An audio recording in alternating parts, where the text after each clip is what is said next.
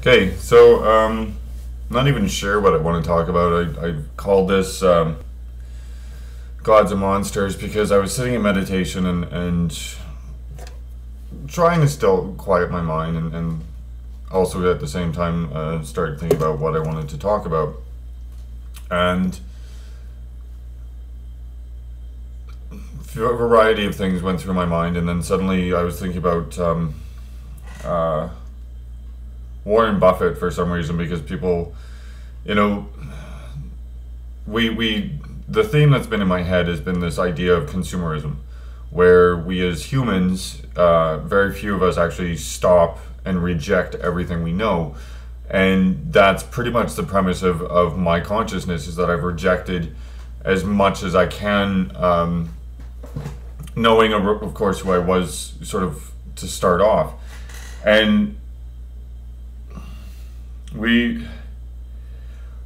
Warren Buffett is touted as being a brilliant man and blah blah blah blah blah, and I don't really know much about him, but I'm pretty sure when you're looking at stock markets and you're looking at investing and you're looking at Warren Buffett himself, I'm pretty sure A, he comes from money, so it's a little easier for him to make money, and B, the reality is, regardless of that point, he's rather old, so he's had years and years and years, decades of practice in the stock markets, and therefore making money. And it's not just through the stock markets, but anyways. And that's when I heard the term gods and monsters, and it made me realize that, that's exactly how we live. I mean, especially if you're a twin flame. Well, I guess relationships in general, let's not even worry about the twin flame problems. But it's gods and monsters. It's what they did to Obama when he took office.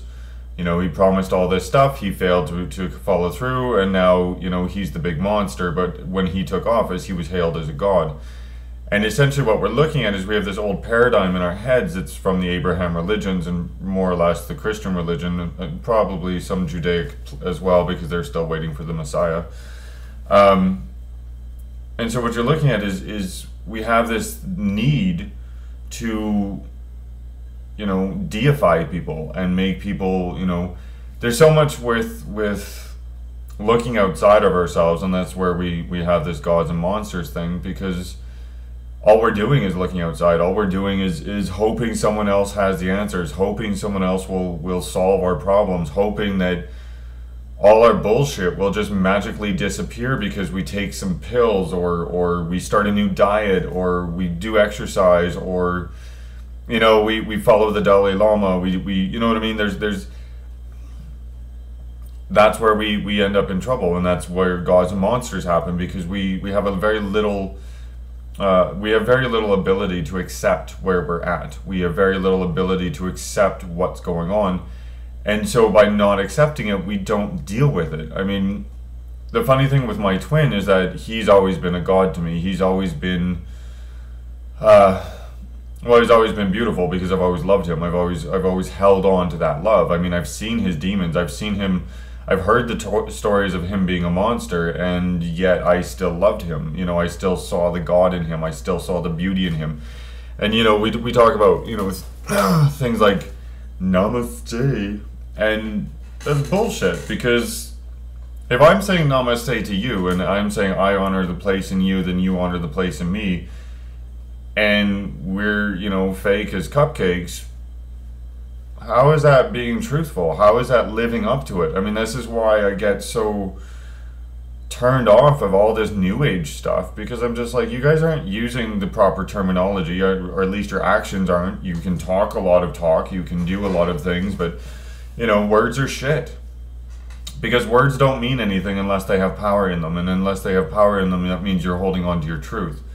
And so there's just this constant way of looking at things, and really what we're looking at is we're looking at gods and monsters. A god is somebody that we put on a pedestal, and the minute they fall off the pedestal, they can become a monster. And so what you're looking at is basically, it's like, well, it's like Libra scales, God up here, monster down here, right? So it's always constantly back and forth, back and forth. What we need to do is find that balance, and the only way we find that balance is if we start actually just accepting things for what they are, people for what they are. I mean, You know, my twin did exactly this. He considered me a god because he considered me smarter than him, more of a teacher, more, you know. And then the minute I wouldn't teach him, I became the monster. I became the asshole. And that's what, he's just a small portion. Well, he just represents one person in 9 billion that all have this problem. We all have this need to make someone here and then watch them fall, so then they come here, you know. And it's this just happened in a political issue, or a little small rant. In Canada, the Green Party, the only party left in Canada that's fighting for actual Canada, the leader of the Green Party, you know, she was really overtired. She made a bit of an oops in a public display while she was talking, and you know, it's now everybody's right to go on Facebook and tear her a new asshole. And I'm like, you know, I got on Facebook and I'm like, you're all a bunch of fucking cunts. You know, none of you are running a political party. None of you are doing what she has to do. And not half of you, or majority of you, don't even know what she has to go through to be in that position. But oh, you know, she's now a monster. We're better than her. We're now gods. So we can just, you know, tear her up because she failed.